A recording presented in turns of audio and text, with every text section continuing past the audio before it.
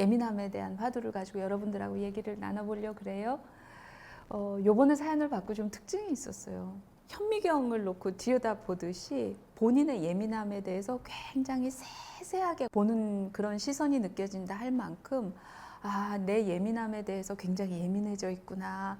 그래서 오랫동안 굉장히 세세하게 관찰을 하고 있었구나. 근데 사람이요, 뭔가를 이렇게 세세하게 관찰하다 보면 어떤 상태가 생기냐면 긴장하게 돼요. 뭔가 이거 석연치 않거나 이렇게 조심스럽게 관찰을 하고 분석을 하고, 그러니까 계속 긴장을 하고, 그런 것들이 많은 분들의 사연을 읽으면서 전체적으로 느껴졌던 감정이에요. 예민하다고 느끼는 분들은 매우 긴장 상태에서 있구나. 이러다 보면 진짜 에너지 소모가 굉장히 많고 기진맥진하기도 되게 쉬워지고 그런 상태의 사연들이 많았어요.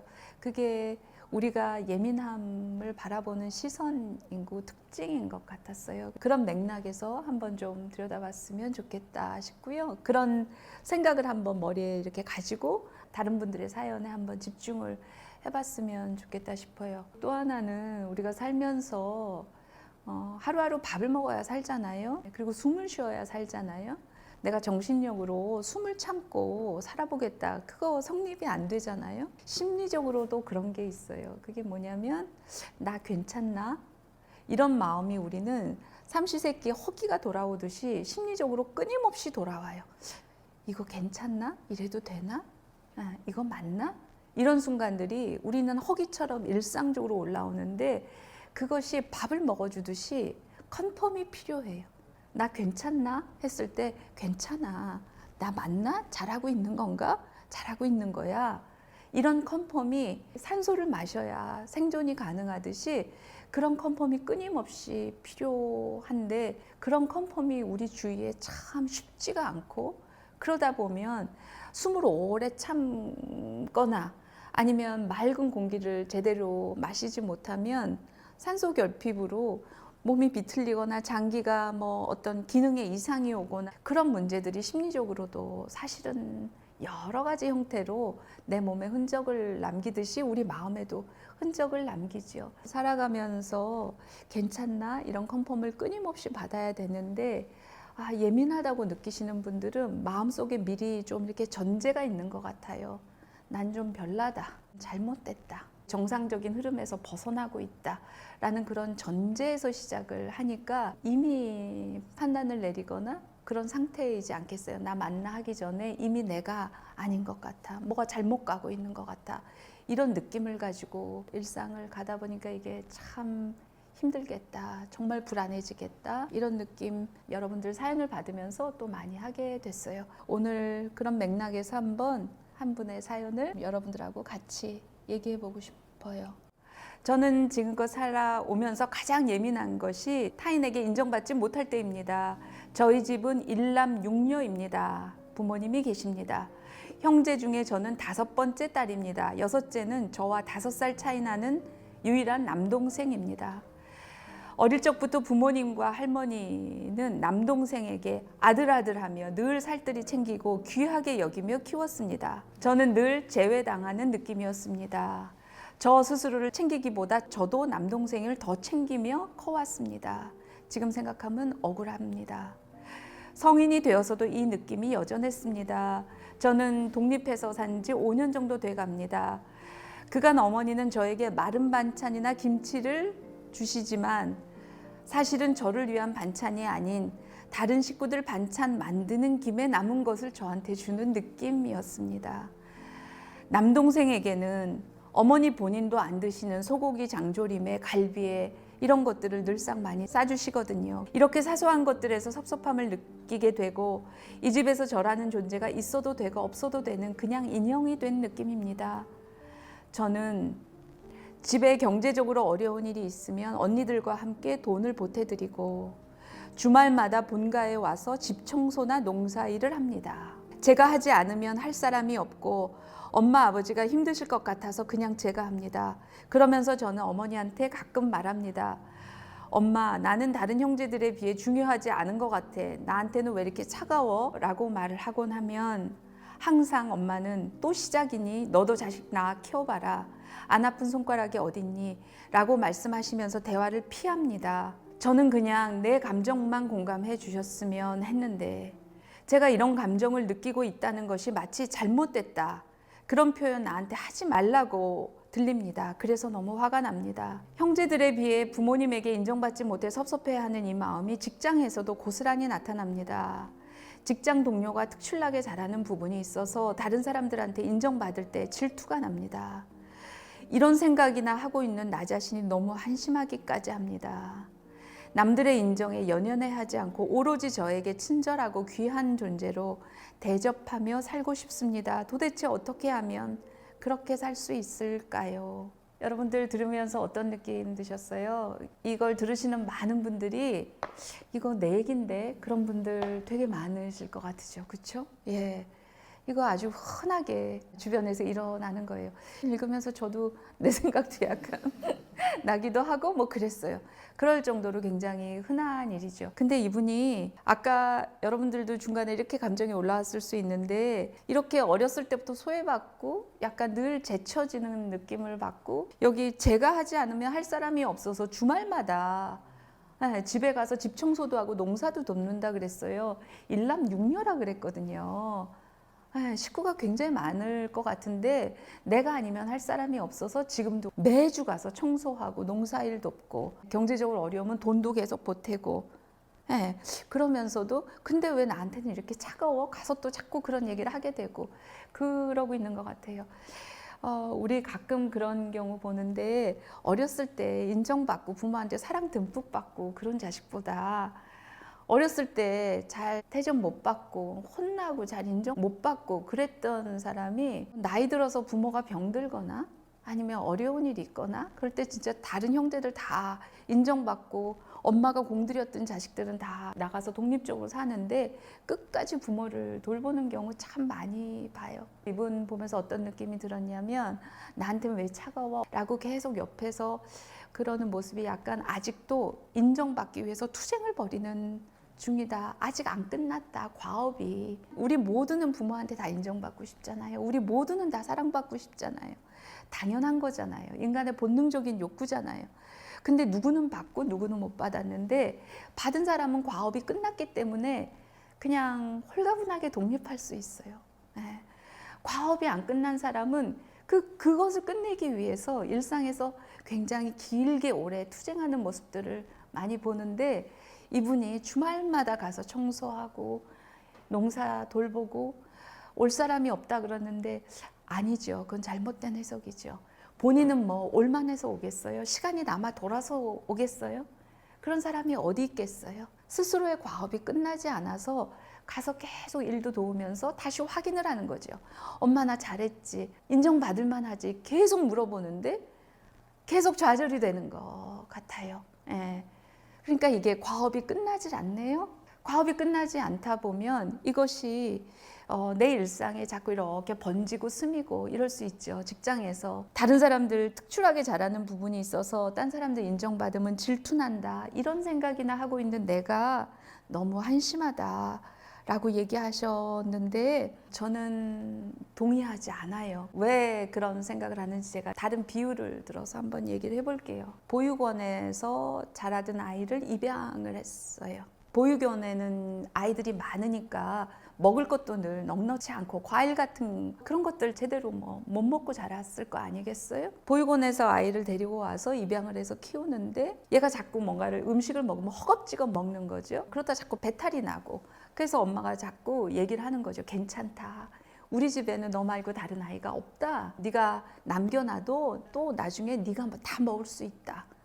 이거 없어지지 않는다. 안심하라고 아무리 얘기를 해도 음식만 있으면 허겁지겁 다 먹어치워서 또 배탈이 나고 조절이 안 돼서 너무 속상하다. 이런 말을 하는 걸 들었어요. 그 아이 입장에서 자기가 느끼는 눈앞에 보이는 현실과 내 몸속에 각인된 내 현실은 차이가 있어요. 눈앞에는 늘 그득그득 차 있는 것이 현실이지만 내 몸에 가득 담겨 있는 그 내가 느꼈던 내 감각으로 내 몸으로 기억하는 내 현실은 먹을 게 있을 때 먹지 않으면 그건 기회가 없는 것이고 굶어야 되는 것이고 그게 나한테 너무 뚜렷한 거죠. 그러니까 그 눈에 보이는 현실이 그것보다 내가 느끼는 현실이 훨씬 더 나한테는 생생한 현실인 거죠. 그래서 배탈이 날 만큼 그렇게 되는 건데 그 엄마가 생각하기에 하다가 자꾸 얘가 배탈 나고 그러면 짜증나지 않겠어요? 내가 그렇게 말을 해도 나를 못 믿는 걸까? 뭐 여러 가지로 해석을 할 수도 있겠죠. 근데 그런 문제가 아닌 거죠. 아까 이분이 내가 집에서 인정 못 받고 살았는데 직장에서도 또 이런다. 그리고 직장에서도 이럴 때마다 너무 예민해지고 이런 내가 한심하다. 라고 했는데 동의하지 않는다고 아까 말씀드렸어요. 이렇게 이 나이에 질투나 하고 직장에서까지 와서 이렇게 못난 모습 보이고 이거 어떻게 하면 벗어날 수 있을까요? 그런 식으로 지금 본인을 한심하게 우습게 보고 있잖아요. 저는 이제 그것에 동의하지 않는다는 건데 어떻게 하면 여기서 벗어날 수 있냐면요. 과업이 끝나야 돼요. 과업이 끝나려면 더 충분히 많이 안정적으로 인정을 마음껏 받아야 돼요. 이것이 유일하게 과업을 끝내는 길이에요. 먹지 않고도 살 수 있을까요? 못 살잖아요. 숨 쉬지 않고 살아볼 수 있을까요? 요가를 하거나 뭔가를 해서 정신무장을 해서 수련을 하면 숨 안 쉬고 살 수 있을까요? 이 말하고 똑같아요. 이것은 인간의 본능적인 욕구고 그거는 채워져야 살 수 있는 것이지 채우지도 않고 살아갈 수 있는 방법 없어요. 인정받지 못하고 그런 것에 대한 내 심리적인 아주 기본적인 과업이 끝나지 않았는데 인정 욕구에 별로 연연해하지 않고 살아갈 수 있을까요? 없어요. 그거는 내가 잘못된 게 아니라 우리가 기본권이라고 하잖아요. 먹는 거, 숨 쉬는 거. 이거 우리 인간의 기본권이잖아요. 무조건 주어져야 되잖아요. 생존의 기반이 되는 거니까. 누구는 주고 누구는 안 주고 그 말이 안 되는 기본권이잖아요. 이것도 심리적인 기본권이에요. 부모도 그렇게 못했을 때는 뭐 여러 가지 사정이 인간적으로 있을 수야 있지만 먹을 거를 마련해 주지 못하는 부모가 있듯이 그러면 사회에서라도 이거는 무조건 인간한테 기본적으로 채워줘야 한다라고 하듯이 부모를 비난할 것은 아니지만 어쨌든 부모가 반드시 해야 하는 것이고 인간은 이것이 채워져야 살아갈 수 있는 기본적인 권리예요. 나는 어떻게 숨을 조금 참으면서 버틸 수 있어야지 어떻게 이렇게 못 버티고 몸을 꼬고 있나 그렇게 말하면 옳지 않듯이 이분이 내가 왜 회사에서 이렇게 질투나 하고 이런 모습 너무 한심해요. 옳지 않다는 거예요. 이런 시선을 받으면서 그런 인정 욕구가 결핍이 계속 일생지속이 되면서 편안하게 너그럽게 살아가기 쉽지 않아요. 받아야 해요. 내 잘못이 아니고 받아야 해요. 내 탓을 하고 이게 없어도 견딜 수 있는 방법을 찾는 것은 그거는 굉장히 비현실적이고 올바른 거 아니다. 일단 그 얘기를 해드리고 싶고 그래서 찾으셨으면 좋겠어요. 엄마한테 아버지한테 잘 안 되잖아요. 안 되면 아까 제가 나 괜찮아? 이랬을 때 컨펌을 하는 시선이 있어야 인간이 생존할 수 있다고 그랬어요. 그것은 인간 생존의 기본 조건이고 기본 단위예요. 그걸 엄마 아버지가 못했으면 나를 그런 시선으로 바라봐 줄 수 있는 사람을 찾아야 된다고 생각해요. 그걸 위해서 내 시간과 에너지를 써야 되는 거죠. 나를 온전히 있는 그대로 집중하고 주목해주고 늘상 이렇게 바라봐주고 존재 자체로 인정해주고 이러는 거 쉽지 않아요. 어려운 일인데 어려운 일이지만 반드시 해야 되는 일이고 시간과 에너지를 거기에 써야 되는 일이라고 생각해요. 쉬운 일은 아니지만 그런 사람 찾아야 된다. 2명도 필요 없고 1명만 있으면 된다. 본인 잘못이 아니다. 자기를 한심하게 바라보고 직장에서 그러는 것에 대해서 그런 식으로 바라보고 비난하고 그래서는 안 된다. 그건 자기에 대한 예의가 아니다는 말을 먼저 좀 드리고 싶어요. 얘기 들으면서 혹시 뭐 궁금하신 게 있거나 선생님 말씀하신 것 중에 그 심리적 기본권이라는 게 되게 머리에 남아서 숨을 참고 살 수 없는데 그게 너무 당연한 것인데 네. 왜 정말 많은 사람들은 심리적으로 그렇게 기본적으로 채워야 되는 거를 없어도 그렇게 살 수 있다라고 여기고 있는 게 도대체 어디서부터 왔을까라는 생각이 좀 들거든요. 네. 부모님에 대한 인정의 갈증이 있었던 것 같거든요. 네. 근데 저 같은 경우는 나는 외동아들이고 사랑 다 받고 컸는데 왜 내 마음이 왜 이렇지? 라는 거를 되게 한심하게 생각을 했어요. 저는 엄마 아빠가 잘못이 아니고 다른 잘못을 찾아야 되는 것처럼. 근데 그걸 네. 깊게 생각을 하다 보니 되게 그 부모님을 향한 그런 인정 욕구더라고요. 네. 그러니까 어떻게 보면 환경도 다르고 사연자 분이나 저나 네. 다른데 그게 욕구를 채우지 않고 내가 살아갈 수 있다라고, 그리고 그렇지 못했을 때 나는 한심하다라고 그 심리적 기본권에 대한 기본적인 이해가 없는 우리가 한국 사회에서 자라서 그런 것일까? 이게 사람의 마음의 그냥 생김새인가? 이런 것들이 되게 궁금해졌어요. 눈에 보이지 않아서 그런 것도 있지 않을까 싶어요. 이게 밥이나 공기나 이런 것은 눈에 보이는 거잖아요. 그것과 생존과의 상관관계가 너무 뚜렷하고 구체적인데 이게 사람의 마음이라는 게 이게 눈에 보이질 않으니까 실체가 없으니까 감을 잡기가 너무 어렵고, 그래서 이게 기본권이라는 것을 상상도 잘 못하고 느끼지도 못하고 또 그냥 그저 알았다가도 살다 보면 보이지 않아서 또 잊어버리거나 또 별거 아닌 것 취급하고, 나는 눈에 보이지 않아서 그런 게 있지 않을까, 그런 생각을 많이 해요. 매주 엄마한테 가서 계속 물어보고 이러는 거, 그렇게 해서 다시 상처받고 나는 왜 이러나, 왜 이렇게 못났나, 왜 이렇게 계속 물어보나, 이제 그만할 때도 되지 않았나, 그렇게 화살을 자꾸 자기한테 돌리면 안 된다. 그 인정투쟁이라고 얘기했는데 더 가열차게 투쟁하셔야 된다. 엄마가 그러면 이게 기본권이고 내 잘못이 아니었어, 나 그걸 충분히 받았으면, 충분히 배가 부르면 그 다음에 자기 손으로 숟가락을 놓는 것이거든요. 근데 지금 아직 너무 허기가 지니까 막 허겁지겁 먹는 거예요. 너는 왜 이렇게 품위가 없니? 그러면 안 되는 거죠. 인정받고자 하는 것은 그건 권리다. 그런 마음이 있으면 또 시작이니? 그러면 엄마는 평생 나한테는 차가웠어. 근데 엄마는 한 번도 그걸 나한테 인정한 적이 없어. 그렇게 30년 살았어. 예를 들어서 심리적으로 그런 당당함을 가지고 엄마랑 얘기해 볼 때가 됐다고 나는 느껴요. 그걸 인지해야 된다. 내가 너무 한심하다, 이러고 있으면 안 된다. 그래야 엄마한테도 자기 삶을 다시 한번 제대로 돌아볼 수 있는 기회가 될 수 있지 않을까요? 만약에 여기서는 안 될 것 같으면 그런 사람 또 찾아 나서야죠. 이건 심리적 공기나 심리적인 기본 양식인 거예요. 그게 없이 자기 힘으로 평생을 건강하게 여유 있게 안정감 있게 살아갈 수 있는 인간이 있다? 그건 허구예요.